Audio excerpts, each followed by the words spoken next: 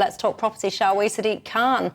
He's been speaking out about the amount of empty property in London. Of course, this isn't just a London thing. Empty properties up and down the country. And what? So what? If you own a property, should it be your right to decide what you do with it? Or, because people are struggling to get on the housing ladder, do you think it should be easier then for the state to come in and act, take it off you, if you were like, and give it to someone who needs it? Jacqueline. Well, as far as I'm concerned, they can seize your home if there's a war, for example. If you've obviously committed extremely awful illegal acts, perhaps drugs or whatever, and they can take your property. But aside from that, I don't believe any government or local authority has the right to just come in and take your home. I'm not denying that there will be a number of empty properties around the country. I think it's a little bit of a side issue on this, in the sense that what we also know is in London and in some other cities, there is a huge amount of subletting in the council house, when you're looking at council houses and council flats, and they never seem to chase this up. You know, we've got a population of 9 million or so in London, and we know that subletting is absolutely massive. There are also many council properties across the 83 or 82 boroughs that are really not fit to live in, and I think they should be focusing on making sure that they're up to scratch when we're looking at homing people. So, you know, that can be debated, whether or not it's feasible to go in and take somebody's house. But you'd have to get through a number of legal loopholes. They can't just go in, because then, you know, the local authorities would be squatters. So, and we're not necessarily supporting that. Don't even get me started on squatters. I don't know who people think they are, actually, when they think that they've somehow got this odd right to take someone else's property and occupy it. Oh, that one really does wind me up. Anyway, what do you make to it, Michael? I think with squatting, the two things are related, really. I suppose I'd say you've put forward two supposed solutions to the housing crisis. One is subletting in council homes. Now, I don't know how big a problem this is, but it's not going to solve the supply issue. So the problem that Sadiq Khan is talking about is that there's a housing shortage in London. That's why people like myself are paying such extortionate rents, which mine went up 15% last summer. It's not particularly easy being a renter in London right now. Not that I'm expecting anyone's tears, but that's just some context for the conversation.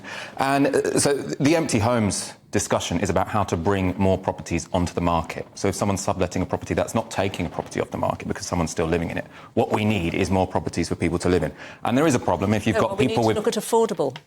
Yeah, council properties will have an affordable rent. Yeah, I'm all up for building more council homes, but what we need is more homes, right?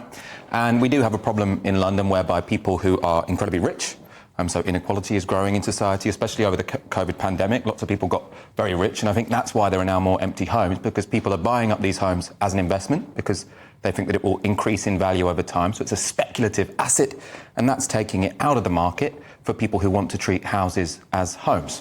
And so I think disincentivising leaving them empty would be perfectly reasonable. That is completely different. It's a reasonable point you make. But at the end of the day, if somebody owns the property, there's got to be a proper legal route by which they would... You cannot allow government and councils to just go and decide to buy a house because nobody's been living there. I mean, you're talking about 30,000. They reckon there's 30,000 empty properties that fall into this category. We've got a population of 9 million. So, you know, I mean, this is, to me, a bit more like, you know, gesture politics. So, you know, if we target those, if we can get those empty homes because a number of rich people live in them. I mean, London was expensive when I moved down here 40-odd years ago. Well, it's a lot more expensive now. Well, I couldn't afford to live in central London, so I lived outside like everybody else. So, you know, it's always going to be an expensive city. Of course it is. Capital cities. A lot of this, by the way, is, if you ask me, virtue signalling, because one of the other measures that Sadiq Khan is looking at is basically saying, if you've got this empty property, it's been long-term empty, let's look at perhaps increasing your council tax exponentially. Looking at some of these examples of these properties, one of them is a 4-bedroomed property, 2 reception areas in Knightsbridge Conservation Area. Get this, everyone, this will make your eyes water. It's estimated to have a potential value of 1.7 billion. Yes, you heard me correctly, with a B, not a M, a B, billion. Now, if Sadiq Khan goes and what I would call steal that property, because it's not yours, thank you very much, doesn't belong to the state. So if you steal that property, you're not going to help a random person get on the housing ladder. You're not going to put them in a £1.7 billion property. I mean, to me, it's just ridiculous virtue signalling, bashing of the rich, because actually you've got no better policies to come up with. Well, I think, first of all, let's just be clear that house prices and the cost of rent has dramatically gone up in London. So where I'm from in Waltham Forest, it used to be the case, I think, in 1997, that to buy a house you need to save up for 5 years. Now it's 15 years, right? So it is very, very difficult to buy a house in London. It's very, very insecure to rent privately in London. So I think we should recognise there is a serious problem. And I would actually say it's a bit broader than just London, because a lot of people not in London will watch this, say, well, my rent's gone up and I can't get on either. So this is broader than just a London thing. Yeah, I'm only saying London because it's a Sadiq Khan story. I think this would apply pretty much to all the big cities in the UK. Now, the question of would requisitioning these houses and filling them up with people be a solution to the housing crisis? Not really, no. I agree with you on that. I also think no one's really proposing doing this outside of the law. People are talking about changing the law. What this is about is disincentivising people from buying up property and leaving it empty to sit on it as an asset, right? So if we can say, look, you should only buy a property in London if you're going to live in it, and you're going to live in it properly, then that will free up a bit more housing. Now, obviously, the reason rents are so high in London at the moment is because we haven't built enough homes. The population has increased by a faster degree than homes. But this will... If I'm a billionaire, then you're going to say, right, Michelle, you can only buy this house if you're going to live in it. I'm going to say, yeah, I am. I'm going to live in it. What are you going to do? Come around my house every weekend and check that I'm in? Well, so a lot of people do that already, right? So this 30,000 we're looking at here will be actually the minority of under-occupied homes, which are officially empty. So there is... So they've got the time then to go and check if this person lives in this house, but they don't have time, the local authorities, to go and check when council properties are being sublet for extortionate... No, hang on, and there's an awful lot. There'll be more than 30,000 across London, believe you me, and it's gone on for years. But nobody goes round and checks who's on the rent book. We know that there is, millions being made out of subletting property across London. Well, this is local authority-owned property, they don't check it. I live in a council home, but I rent it from a private landlord, which to me seems pretty similar when it comes to... If you want council stock to be for council tenants, you should be equally upset. There are a bunch of council homes that got sold to a private landlord and now being rented to people for an extortionate profit. I'm just making a statement. There isn't a single answer. And for this, as I said, gesture politicking that Sadiq Khan's doing... But why is this gesture politicking and your one isn't? Because it's ridiculous that 30,000 empty houses are going to make a difference to people living in London and make a difference to the rents that they pay or the mortgages that they pay. It will make no difference. But you think... Stopping people subletting flats is going to make all the difference? Well, subletting is when the local authorities and the I know what it means. Of course you know what it means. The council taxpayers pay the council, and we understand that when we pay our council tax and all of the things that we do, that a proportion of monies that the council will spend will be on building programmes, on rents, on doing up. We know that, even if we don't live in a council flat or a council house ourselves. That is a completely different concept. So therefore, the local council have the need to ensure that when they give out these council houses or council flats, that the people that they were let to are the people that are living in them. So I think your argument would be a bit stronger if you came here with a number. I've got no idea how big a problem this is because you haven't come here with a number. We can see that there are 30,000... You're the one bringing forward this argument. You should come with a little bit of data to back it up. But in any case, I've spoken to people who are high up in... I've spoken to people very high up in London councils who are in control of housing. They say the issue they have is that they don't have enough council homes to rent out. Not that there are too many people subletting. I fought a seat in the East End of London in 1992, and the problem was happening then. I was a parliamentary candidate, and you're going back 30 years, and it's only got worse. How do you know that? What's your evidence? I know because I was a parliamentary candidate. In 1992? In 1992. But how do you know it's got worse?